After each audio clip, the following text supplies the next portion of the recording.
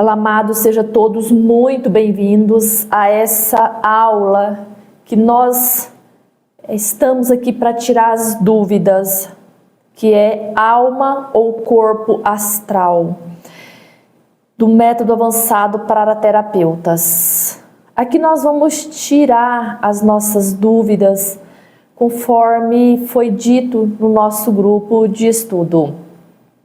Vou fazer a leitura de todo o texto para não ficar aquela coisa solta e incompreensível. Vocês têm o texto, acompanha a hora que vocês forem sentar para assistir esta aula. Acredito que vocês leram. Se vocês leram, vocês levantou algumas questões, algumas deduções, e aqui a gente vai compartilhar junto o que nós entendemos desse texto. Através das vibrações mais sutis dos elementos dos fluidos eletromagnético, a de sua polaridade partindo do princípio do Akash, ou das vibrações sutis do éter, surgiu o homem como tal, ou a sua alma, aonde nós precisamos compreender que através de surgiu nós somos os 4 elementos, nós precisamos ter uma clareza e uma compreensão disso. Do mesmo modo como se desenvolvem as funções dos elementos no corpo material denso, desenvolve-se também as da alma ou assim chamado corpo astral. Lembra, ou assim chamado corpo astral. A alma está ligada ou fundida ao corpo através do magneto quadripular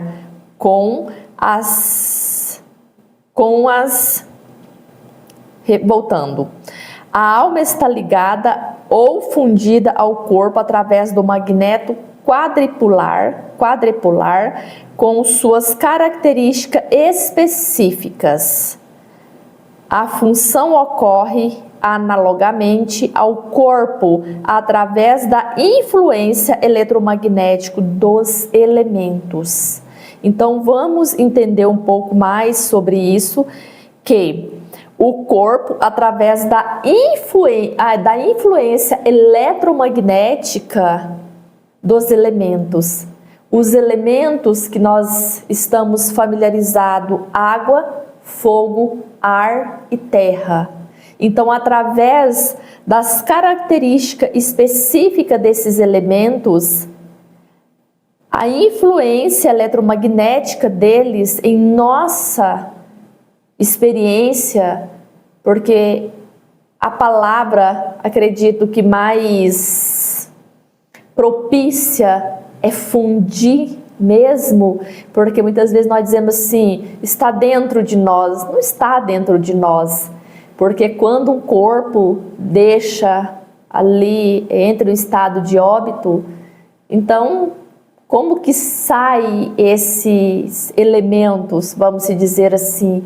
Então, como ele está fundido, como ele diz aqui, ele se dissolve, ele desmaterializa, entra em decomposição. Eu acho que assim é melhor dizer.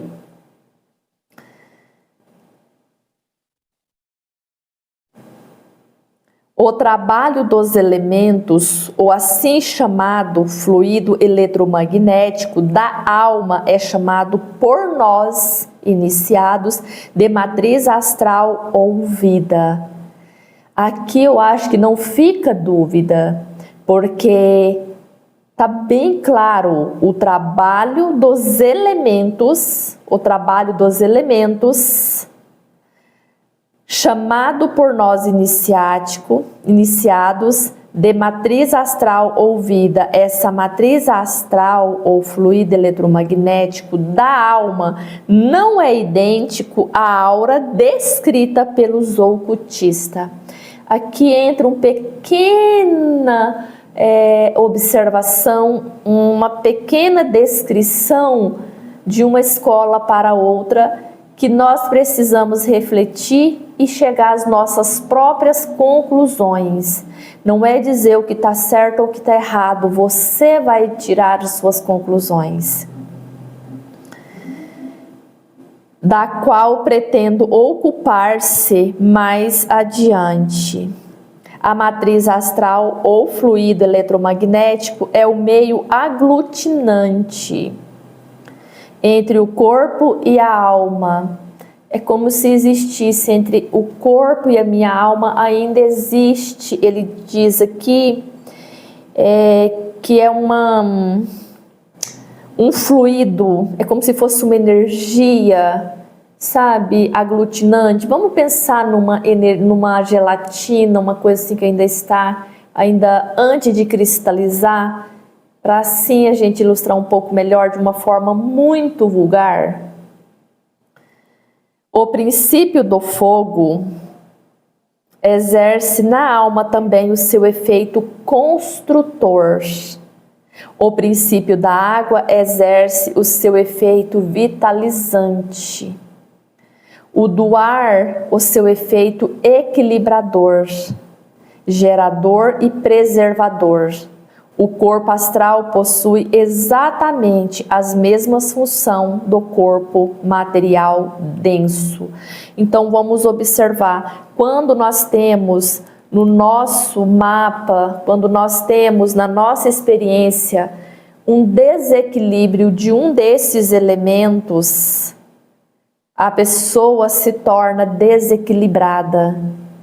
Uma pessoa que tem falta de ar no próprio mapa, estou falando do mapa porque você já tem um pouquinho de conhecimento sobre astrologia, que é muito baseado nos 4 elementos, ou seja, é construído pelos 4 elementos, porque os signos são realmente essas divisões desses 4 elementos, ou seja, as características dos 4 elementos, os temperamentos, porque os signos são o espectro, né? Então nós precisamos compreender que quando uma pessoa tem essa deficiência, e nós não estamos falando de bem ou mal, estou falando quando nós não temos em desenvolvimento esse elemento, a pessoa está em desequilíbrio. A pessoa uma base dela, que é os 4, que ele diz, que ele dá o nome de quadripular. Então, essa base, ela está em desequilíbrio. A fundação dessa pessoa está em desequilíbrio. E nós precisamos fazer um investimento ali para que nós possamos equilibrar, porque é um desequilíbrio que vai trazer para nós, para nossas experiências, uma certa deficiência no nosso mundo material. A pessoa que tem a falta do elemento ar é pessoa que tem uma lentidão para pensar. E se ele tem essa lentidão para pensar, ele vai ter para agir. E se ele tem um excesso que também passa e entra em desequilíbrio, ele vai agir sem pensar e vai ter consequências também por excesso desse elemento.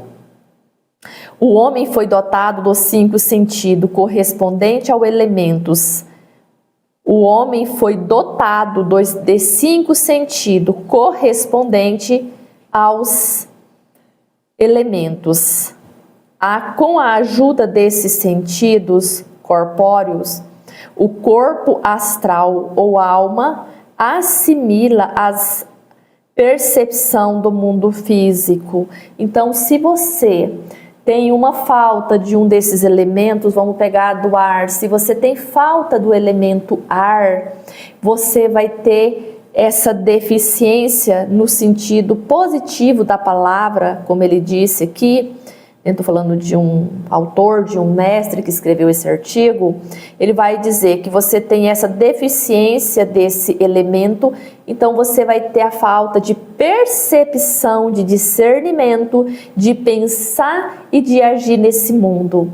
Uma pessoa que tem a falta, e lembrando que a falta, tanto quanto o excesso, ele dá característica parecida do elemento ar, a pessoa também pode não ter ali a empatia pelo outro, a compaixão pelo outro. E nós precisamos compreender aonde nós estamos em desequilíbrio, que ali tem algo a ser trabalhado, tem um investimento a ser dedicado à nossa atenção.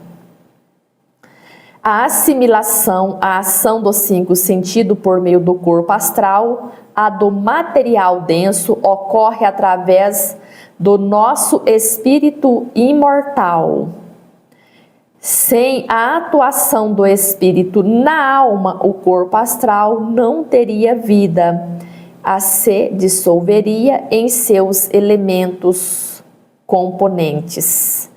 Se o nosso espírito ele não tivesse a participação, que na verdade ele usa um nome muito interessante aqui, que ele diz a atuação, a alma não poderia existir. É o espírito que sustenta essa alma, esse corpo astral. Eu acredito que assim fica melhor entendermos a nossa origem. Aqui dá uma base profunda para nós entendermos quem nós somos, o que precisamos trabalhar e onde nós temos a intenção de chegarmos. Como o espírito não conseguiria exercer seu efeito sem a intermediação da alma, o corpo astral torna-se o domicílio de diversas características do espírito imortal. Creio que essa parte chamou muita atenção de vocês, porque aqui explica muitas coisas nos mistérios da vida. Vou repetir, como o espírito não conseguiria exercer os seus efeitos, ou seu efeito, sem a intermediação da alma. Como o espírito não pode ser diretamente visto, ele não tem um veículo para locomover aqui, ele precisa da alma. Aqui ele é muito precisa a palavra como intermediação da alma. O corpo astral torna-se o domicílio de diversas características. Percebe que, sendo então a alma, ela carrega a nossa personalidade, ela traz, essas características do espírito imortal até ela se fundir no próprio espírito e não ter aqueles chamados desejos que os hinduístas dizem que nós precisamos desapegar dos desejos para que nós compreendemos o que é a iluminação. Nós já passamos pelaquele processo. Vamos pegar uma analogia bem grosseira como o ouro. Ele é uma rocha que ele passa por um processo de purificação e ele volta, ou seja, ele não deixa de ser o seu estado natural, porém muito sofisticado, muito fino, como uma joia ou até mesmo uma pedra ali bem trabalhada. Ele precisa passar pelo processo de vamos usar o termo purificação, que ele é aquecido, não sei como que funciona esse processo dos ourives, mas é aquecido a não sei quantos graus, para se tornar uma joia valiosa, que até é mais do que a pedra quando ela é bruta. Então, o próprio espírito é isso, ele necessita dessa intermediação da alma, carregada com as suas características. Ele fala como torna-se domicílio dessas diversas características. Ela não é, mas ela é domiciliado ali. E a oscilação dos fluidos eletromagnéticos no espírito varia de acordo com o seu grau de evolução, que é o mesmo que amadurecimento, a se exteriorizar e se exterioriza na alma através dos 4 temperamentos. Percebe que o espírito, ele varia de acordo com o grau de evolução, o grau de maturidade de um ser humano. Quanto mais espiritualizada a pessoa mais esses temperamentos são acentuados de maneira construtiva, de maneira altruísta, porque eles têm as suas polaridades. Esses 4 elementos, eles são bem definidos na vida de uma pessoa quanto ao grau de maturidade que ela já experienciou, que ela decidiu por liberdade, por experiências vivenciadas na Terra, em outros mundos. A gente não pode afirmar que é só aqui ou que é além daqui, mas que de certo modo tem um grau de maturidade, de evolução que nós chamamos daqueles iluminados. Segundo seus elementos predominantes, podemos distinguir os temperamentos colérico, sanguíneo, melancólico, fleumático. O temperamento colérico nasce do elemento fogo. E a gente vai observar muito que muitas vezes a pessoa vai ficar confuso aqui e dizer assim, mas parece que eu tenho as características dos 4. Nós somos os 4 temperamentos. Nós somos os 4 elementos. Se um corpo tiver excesso de água, ele começa a derreter, ele começa a deteriorizar. Se também falta o elemento fogo, ele também entra em decomposição. Se da parte do nosso corpo começa a ficar muito frio e não passar a circulação que tem correlação com o elemento fogo, o que acontece nesse membro? A trombose. A doença chamada trombose. Por quê? Porque é a falta do elemento fogo. Então nós temos os 4 temperamentos. Nós, na verdade, ora nós temos mais um, ora nós temos mais do outro. Mas quando que nós equilibramos? Com o grau de nossa maturidade espiritual. O sanguíneo do elemento ar, o melancólico do elemento água, o fleumático do elemento terra, conforme a força e a oscilação do respectivo elemento, aparece nas diversas características também a energia, a força e a expansão da alternância fluídica correspondente. Percebe que essa alternância, ora eu estou mais equilibrada no elemento, ora eu estou mais no outro. E quando a gente fala dessa alternância, não significa necessariamente desequilíbrio. Se você precisa, está num estado, está num local, está num ambiente que você precisa de coragem, você precisa dessa alternância de deixar o elemento melancólico, que é o lado emocional, e desenvolver o elemento ali que a gente chama de colérico, que nasce do elemento fogo, porque você vai precisar de coragem. Você ser melancólico naquele momento não vai te ajudar, até mesmo por instinto de sobrevivência.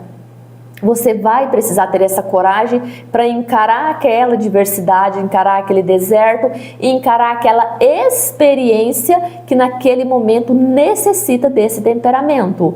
Essas alternâncias é justamente isso. Você tem uma tomada na tua cozinha e lá fica a geladeira. Você quase não usa o forno, mas você só tem essa tomada funcionando bem. A hora que você precisar de colocar o teu forno, você vai tirar e vai alternar o cabo daquele aparelho que você necessita. Acredito, com essa analogia grosseira, não tem como nós ter dúvidas desses temperamentos aqui. Cada um desses 4 elementos que determinam o temperamento no homem possui em sua forma ativa características boas ou má, ou boas ou boa ou boas, e na forma passiva as características opostas, ruins. Seria uma tarefa muito ampla descrever aqui com precisão os efeitos dos elementos, por isso é melhor que o futuro iniciado, o futuro aluno, o terapeuta, quem tiver interesse nesse conteúdo, descubra por si só outros efeitos através da meditação. Não adianta você tentar descobrir isso através de livros de autores, porque ele não descobriu isso através da meditação, ele descobriu isso através de achismo. Os mestres que tiveram conhecimento dessas profundidades, eles tiveram dificuldade de expressar através de palavras, porque uma coisa que é revelada a você através da meditação, ele só pode ser revelado para o outro através da própria meditação. Falar foi o que a pessoa viveu, mas você tem que viver suas próprias experiências. Por isso, eu sempre digo a vocês que é muito complicado fazer pesquisas rasas na internet ou de autores que a gente desconhece a ética moral daquela pessoa. Não estou dizendo que nós não podemos pesquisar, eu estou dizendo que a gente precisa ter discernimento para avaliar. O temperamento colérico possui em sua polaridade ativa as seguintes características boas. Quando a gente fala boas, a gente está dizendo ativa, porque não existe nada má no universo. Tudo nesse universo é bom porque foi construído por um Deus de amor, porém, as consequências das nossas atitudes muitas vezes o que nós não queremos, mas elas são extremamente positiva e construtiva. Atividade, entusiasmo, estímulo, determinação, audácia, coragem, força criativa, zelo. Na forma negativa, voracidade, ciúme, paixão, paixões, irritação, agressividade, intemperância, impulso, destruidor. Falei em uma determinada aula e vou repetir novamente algumas dessas características que muitas vezes são mal interpretadas. O ciúme é uma delas. Toda pessoa que não tem sucesso, ela é uma pessoa extremamente ciumenta.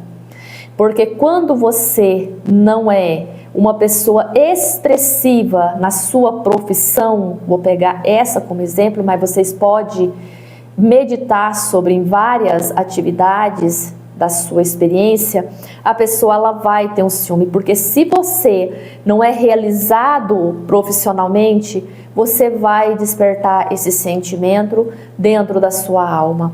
Por quê? Porque quando nós temos a determinação, a coragem,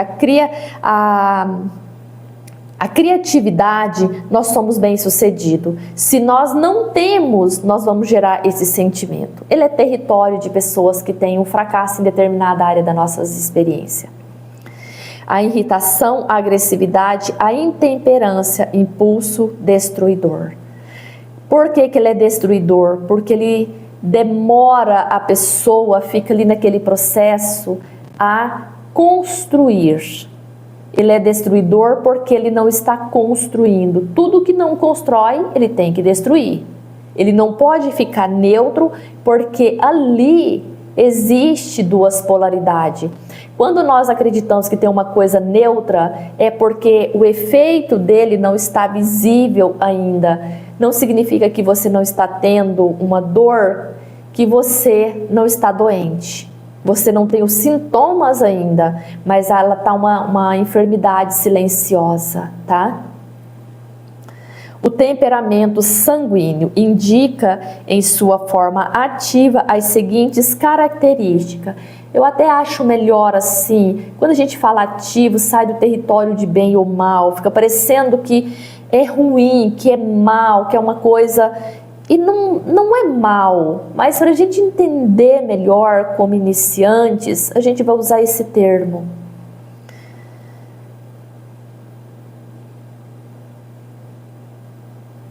Me perdi. O temperamento sanguíneo indica em sua forma ativa as seguintes características: compenetração, esforço, alegria, habilidade, bondade, clareza, despreocupação, bom humor, leveza, otimismo, curiosidade, independência, vigilância, confiabilidade e etc. Na forma negativa, susceptibilidade, autodepreciação, bisbilhotice, falta de perseverança, esperteza, tagarelice, desonestidade, vulnerabilidade. Vamos lá, outra também, coisas que nós precisamos entender. Às vezes a pessoa tem uma certa curiosidade, que não é bem uma curiosidade, é uma pessoa que quer só bisbilhotar. Quando é curiosidade? Quando você tem um ímpeto de ver aquilo e pôr na sua vida como prática. Então, muito cuidado quando você falar para alguém que já está um pouco mais à frente em termos de conhecimento, quando você dizer que você é uma pessoa curiosa, porque ele pode te perguntar o que você pôs na prática a partir de você ter observado isso. Eu sou curiosa, eu gosto de visitar construções, construções de casas, construções civil. Tá, mas você é construtora, você é arquiteta, eu não sou nenhum dessas profissões, mas meu pai, meu avô, meu tio, meu sócio está sempre construindo, eu estou sempre dando ideias. É para isso que você tem essa curiosidade? Ou você quer bisbilhotar a vida alheia? Não, eu sou uma pessoa curiosa que eu pesquiso sobre tudo. Você pesquisa para você pôr na prática, para você ajudar pessoas, para quê? É aí que entra a diferença entre curiosidade e bisbilhotismo. Porém, se vocês vão observar que muitos autores vão usar a mesma palavra para as duas, para ilustrar os dois comportamentos. Estou falando dentro do texto no qual estamos estudando. Falta de perseverança, esperteza, tagarelice, desonestidade, ou uma pessoa que é muito vulnerabilidade, a pessoa fica muito, na verdade ali, sabe, vulnerável mesmo a algum tipo de situação, até mesmo essa questão da curiosidade que entra aí no aspecto de bisbilhotar. A pessoa às vezes que é fofoqueira, ele entra ali, ele fica muito vulnerável àquelas informações e acaba prejudicando a vida de outras pessoas com uma palavra mal falada, uma palavra maldita.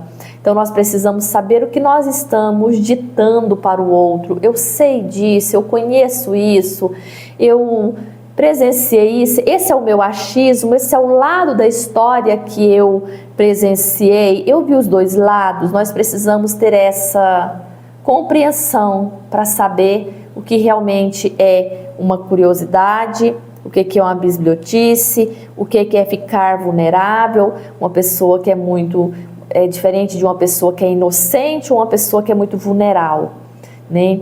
A pessoa fica muito vulnerável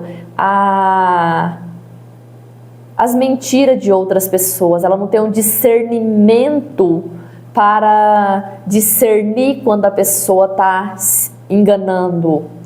Vamos pegar principalmente quando nós mulheres, vamos pegar nesse termo, mas não que seja só território feminino, quando um homem está sendo gentil demais, quando ele está interessado em alguma coisa ali que nós estamos oferecendo em termos até mesmo de trabalho. Estou batendo nesse ponto porque eu cometi erros a esse ponto de perceber ali de forma muito inocente que a pessoa não tinha interesse em terapias, mas sim estava querendo ali me conquistar, e essa pessoa não tinha caráter, ao meu ponto de vista hoje, porque se ele estava ali dedicando o tempo dele a me ouvir como profissional, então ele era uma pessoa covarde, literalmente para mim é uma pessoa covarde, porque ele poderia se declarar de outra forma, me conquistar de outra forma, não mentindo para ele mesmo. Então isso é um território bem forte de Saturno, de maturidade, de cobrança, de justiça, que hoje eu vejo que eu precisei investir muito para desenvolver isso, porque eu era muito vulnerável a esse tipo de comportamento que eu achava que as pessoas não eram capazes de ter esse tipo de atitudes. E é.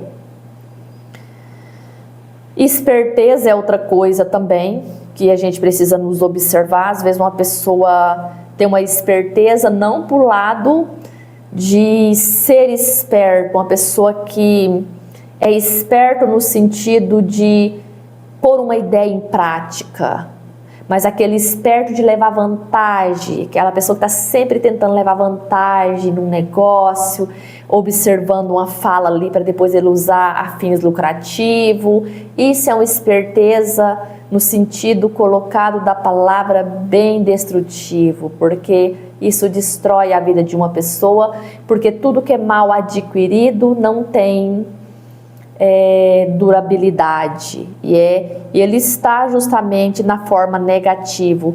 Agora, uma pessoa que tem uma certa inteligência e coloca aquelas ideias em prática rápido, aí entra na sabedoria e na inteligência.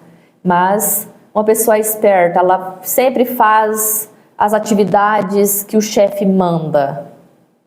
Eu acho que aí sim é colocado de uma forma positiva, mas que nós utilizaremos aí uma pessoa inteligente. Se um funcionário sempre se predispõe, sempre está disposto a fazer o que o chefe manda, ele é uma pessoa inteligente.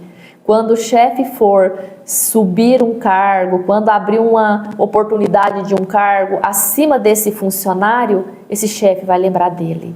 Então isso é sabedoria. E não cai no território de esperteza. Tagarelice, que eu acho também que é uma coisa que nós precisamos dar muita atenção. Sempre eu falo isso nas minhas aulas, tomar cuidado, que às vezes eu dou um exemplo de uma pessoa para que seja experiência na vida de vocês e tomar cuidado para não sair falando aquilo e prejudicar a vida de outras pessoas. Querer falar demais e acabar tendo e prejudicando a teu próprio, ao invés de você criar uma respeitabilidade, você vai criar uma visão negativa de um público, porque você não é uma pessoa confiável, você fala demais e fala o que não deve, e principalmente para quem não deveria. A desonestidade, acho que não precisa falar. Então passaremos para o temperamento melancólico. Na sua forma ativa, possui atenção, generosidade, modéstia, afetividade, serenidade, docilidade, fervorosidade, cordialidade, compreensão, meditação, compaixão, serenidade, profundidade, credulidade, capacidade de interiorização, a de perdão, ternura, e por aí a gente poderia fazer uma lista gigantesca desse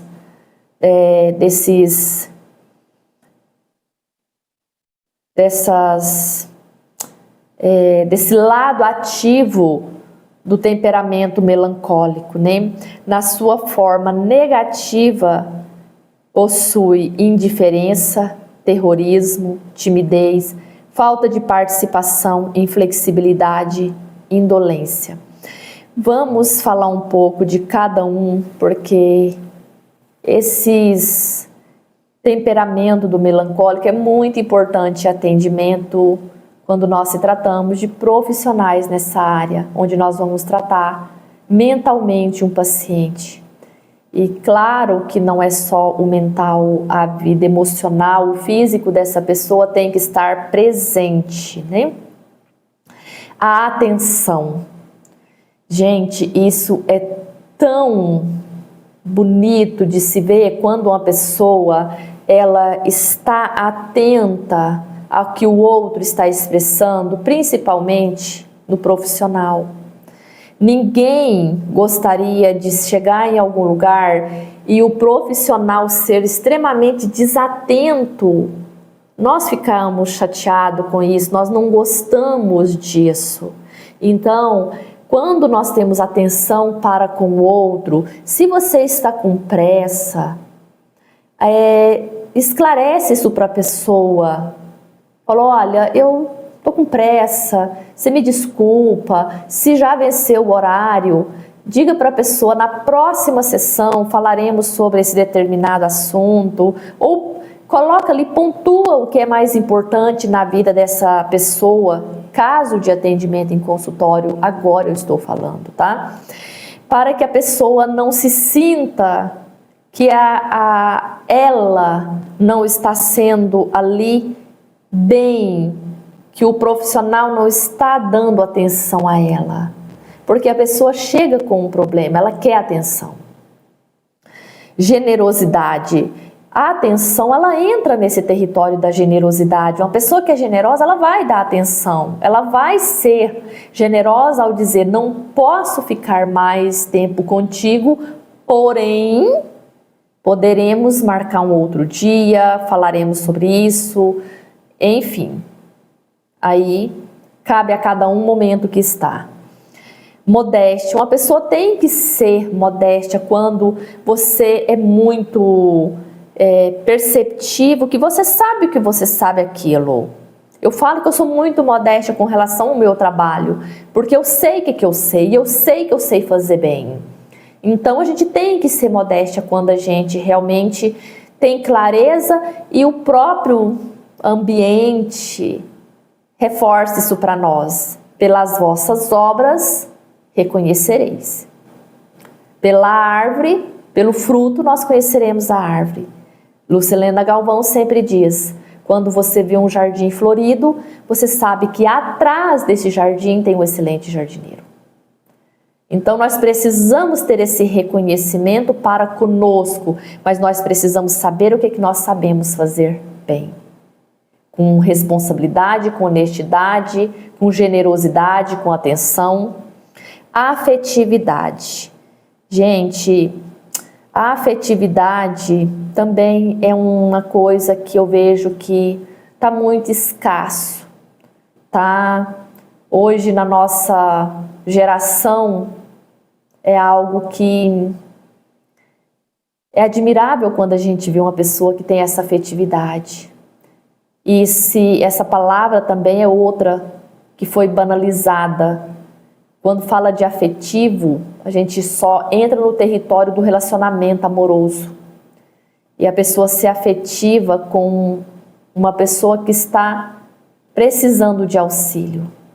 Não é você só auxiliar, é você ser afetiva com essa pessoa, ter uma certa afetividade. Serenidade, docilidade, fervorosidade, sabe? Aqui também é um território bem forte do signo de Áries ou dos signos de fogo. A pessoa fala com fervor, a pessoa ora com fervor, a pessoa passa com autenticidade aquilo que ela acredita, né? Cordialidade, compreensão, meditação. Quando a gente fala de meditação também, vamos falar um pouco sobre essa palavra. Quando você medita no que o outro está falando, quando você medita na experiência daquela pessoa. Não estou falando de você pegar o problema para você e trazer como se ele fosse seu. Não. É meditar sobre aquilo. Não é você entrar em meditação e falar, vou meditar sobre o problema dessa pessoa. Não que você não possa fazer isso. Mas a meditação aqui é justamente isso. É você meditar sobre o porquê que aquele marido tem uma reação com aquela esposa antes de você julgar que ele está traindo, que ele é um covarde, que ele é uma pessoa má, que ele é isso, que ele é aquilo. Você não está ali para fazer esse julgamento. Então medita antes de você sair crucificando essa pessoa. Compaixão, serenidade, repetido aqui, profundidade, credualidade. Outra palavra também, quando você crê, você fala muito de Deus, você fala muito de afirmação, você fala muito positivo, mas você crê, você tem essa credualidade, você acredita mesmo que Deus, que a oração ela tem poder? Falar que nós acreditamos é uma coisa, eu quero ver se você coloca o fervor nessa credualidade, da confiança de que Deus é o provedor da sua vida. Capacidade de interiorização, a de perdão e ternura. Eu sou capaz de entender. Às vezes você não sabe o que é o perdão, mas você é capaz de interiorizar quando alguém explica para você como ela perdoou, e a partir dali, você consegue ver aquilo com ternura, sentir a ternura dentro de você. Eu acho que já é o começo de como perdoar. Porque vai chegar pessoas para você e vai dizer: eu não consigo perdoar o meu marido, eu não consigo perdoar o meu filho, eu fiquei muito desapontada com um amigo que traiu a minha confiança e eu preciso perdoar. Você é capaz de levar essa pessoa a uma interiorização do perdão para que essa pessoa tenha uma ternura para começar um processo? Deixo com vocês. Na forma destrutiva possui indiferença. Claro que a indiferença é algo que não entra na afetividade, são o oposto.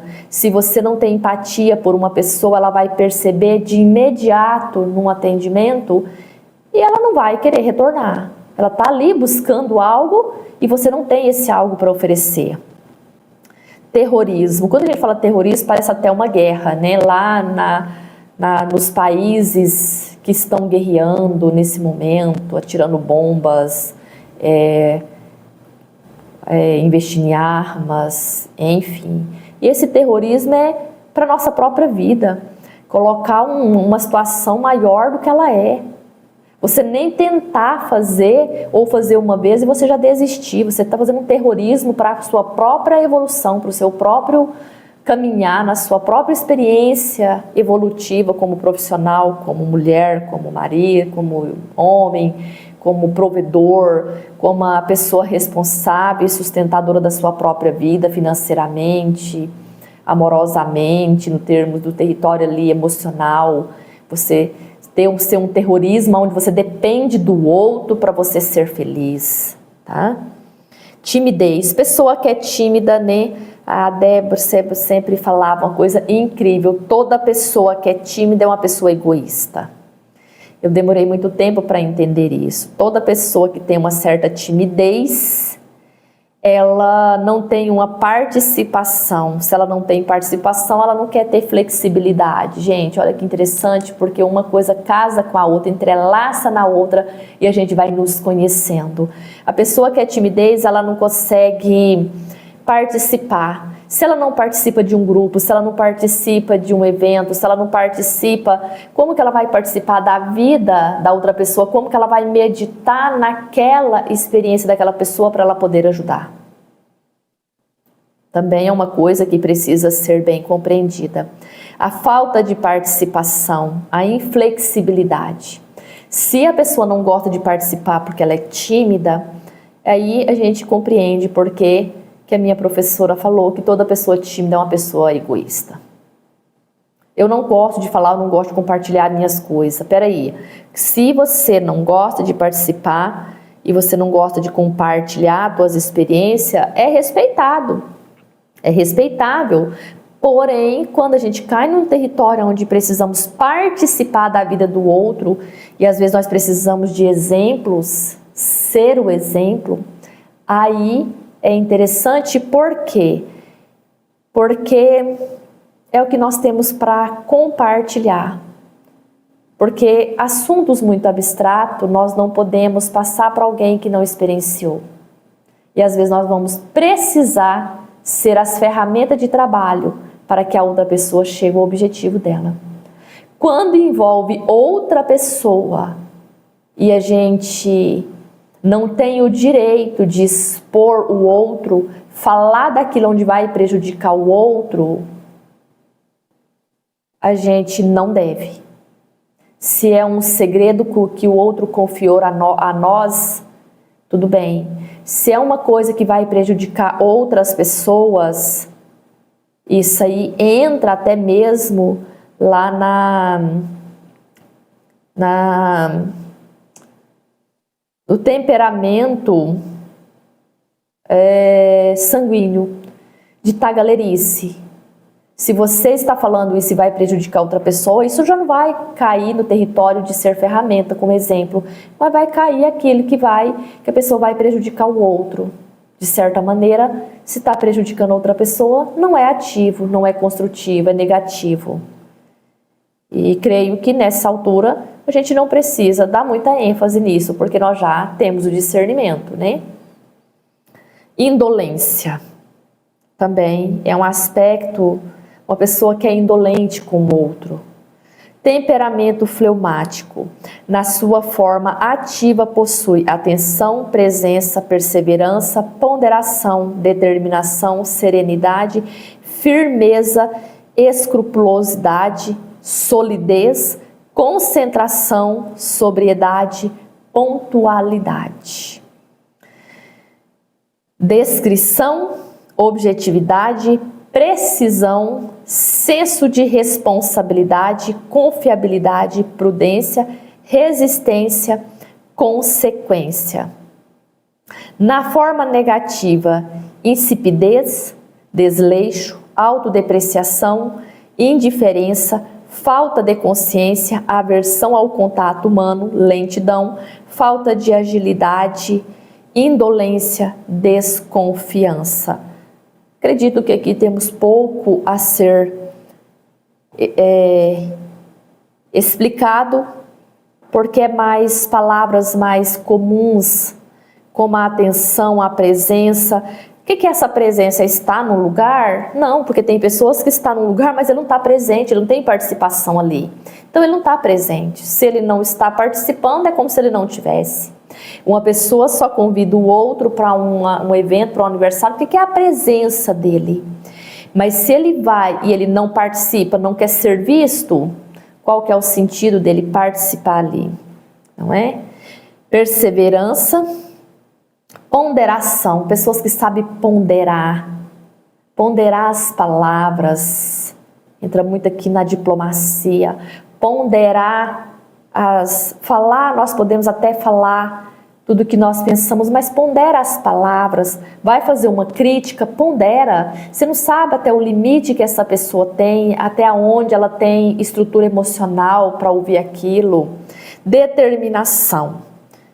E determinação a gente vê muito quando uma pessoa é persistente, que determina uma coisa e vai, e não é só isso, é determinar que você é o que você quer ser. A determinação de uma forma mais interiorizada dentro do conceito mesmo, uma vida interior. Né? Serenidade e firmeza. Firmeza muitas vezes é muito confundido. A pessoa ser firme com as pessoas ser ríspida, seca nas palavras. Escrupulosidade, solidez, uma pessoa muito sólida, que ela fala uma coisa com muita firmeza, com muita solidificação, aonde a pessoa quase que consegue acompanhar com o olho mental aquilo que ela está falando. É como se ela trouxesse do mundo abstrato um holograma, uma imagem que a pessoa possa acompanhar aquela imagem que ela está dizendo. Eu estou dizendo num ponto, né? Uma pessoa que é muito sólida, com caráter, com valores, com princípios. Ela tem aquilo como uma verdade na vida dela, é uma solidez. Concentração a gente lembra muito de estudo, de concentrar numa fala, concentrar numa história, concentrar no que a pessoa está falando para você conseguir acompanhar, para você conseguir compreender e entender o raciocínio dessa pessoa. Sobriedade. Cai também num território como se a pessoa tivesse sobre medicamentos, sobre álcool. E a sobriedade é quando você está ali acompanhando de uma forma muito responsável para você orientar uma pessoa, independente se seja paciente, seja seu filho, de uma forma muito sóbria, de educar, de levar a pessoa a um raciocínio. Não esteja embebedado numa paixão, num achismo, numa crença, para que você possa ser coerente com aquilo que você está falando. Julgar com sobriedade. Se um juiz de futebol, ele não é sóbrio, como que ele vai julgar dentro de uma partida? Então, se você estiver embebedado numa paixão, numa ilusão, e eu estou falando de paixão, não é só paixão afetiva, não. Numa paixão por dinheiro, porque você quer aquilo. Embebedado numa ilusão ali de que aquela pessoa é boa naquilo que faz, e as pessoas estão às vezes até te orientando, dizendo, será que você quer mesmo esse curso? Será que isso vai te levar a algum lugar? Você está embebedado naquela paixão, você não consegue ouvir a outra pessoa, dar sinais para que você possa refletir melhor se você quer aquilo. Não só para você orientar, mas para você tomar decisões. Tem que estar sóbrio para depois não arrepender. Pontualidade. Quando a gente fala de pontualidade, é chegar nos lugares no horário certo. Não, gente, é ser pontual para com você. Ser pontual em todos os aspectos da vida. Uma pessoa que seja discreta, em todos os sentidos. Ser discreta não significa que você não possa falar, mas que você fala com responsabilidade e descrição. Não precisa falar nome. Quando você citar alguma informação, lembra de dar essa informação para construir. Frisa sempre isso para você e para o outro. Objetividade nas palavras, nas decisões. Senso de responsabilidade, confiabilidade. Uma pessoa, vamos pegar essa confiabilidade. Quando uma pessoa é uma pessoa confiável, observa o que ela faz na vida dela. A pessoa é capaz de ter ali uma postura de levar muito a sério o profissional, levar muito a sério aquilo que ela se compromete.